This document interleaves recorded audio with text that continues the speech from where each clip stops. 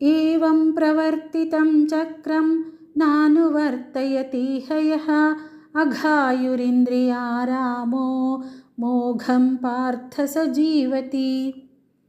ఓ అర్జున, ఇట్లు పరంపరాగతంగా కొనసాగుతున్న సృష్టి చక్రానికి అనుకూలంగా ప్రవర్తించనివాడు, అనగా కర్తవ్యాలను పాటించక ఇంద్రియ సుఖలోలుడైన వాడు పాపి. అట్టివాని యొక్క జీవితం వ్యర్థం. యస్త్వాత్మరతిరేవ స్యాత్ ఆత్మతృప్తశ్చ మానవః ఆత్మన్యేవ చ సంతుష్టః తస్య కార్యం న విద్యతే. పరమాత్మ ప్రాప్తి పొందిన జ్ఞాని అయిన మహాత్ముడు నిత్యం ఆత్మయందే రమించును, ఆత్మయందే తృప్తి పొందును. అతడు ఆత్మయందే నిత్యం సంతోషంగా ఉండేవాడు. అట్టివానికి ఎట్టి కార్యం ఉండదు.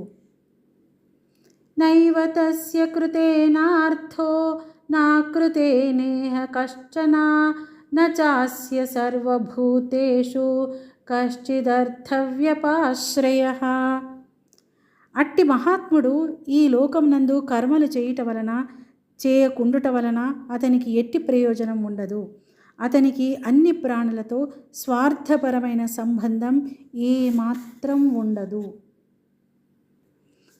తస్మాత్ అసక్తః సతతం కార్యం కర్మ సమాచర అసక్తో హ్యాచరన్ కర్మ పరమాప్నోతి పురుషః. అందువలన నీవు నిరంతరం ఆసక్తి లేనివాడివై కర్తవ్య కర్మలను చక్కగా ఆచరించు. ఎందుకంటే ఆసక్తి వీడి కర్మలను ఎల్లప్పుడూ ఆచరించు మనుష్యునికి పరమాత్మ ప్రాప్తి కలుగును.